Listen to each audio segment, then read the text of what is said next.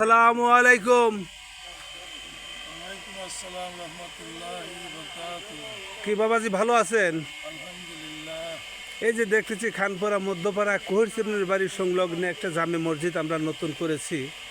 এই জামে মসজিদের আজকে দেখতেছি হঠাৎ করে একটা পানির লাইন, এই লাইন করার উদ্যোগটা থাকে লাইনটি দিছে হলো খানপাড়া মধ্যপাড়া আল সরকারের মেয়ে আওয়াল আকি সরকারের খাতুন। মেয়ে আকি আকি খাতুন। খাতুন। হ্যাঁ হ্যাঁ হ্যাঁ।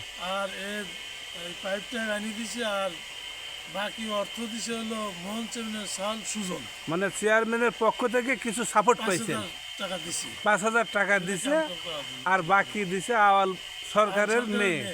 ও, যাক আলহামদুলিল্লাহ। এভাবে যদি আমাদের এই মসজিদের প্রতি সবাই একটু হাত বাড়ায়, তাহলে যেহেতু আমাদের এই নতুন মসজিদ আপনারা দেখেন, এখন আমরা বারান্দা দিতে পারিনি।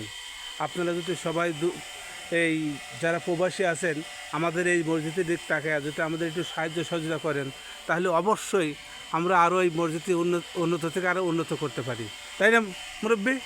ইনশাআল্লাহ। সবাই ভালো থাকেন। আর যারা প্রবাসী ভাইরা ঈদের সামনে বাড়িতে আসবেন, সবাই আমাদের প্রতি খেয়াল রাখবেন। সবাইকে অসংখ্য ধন্যবাদ।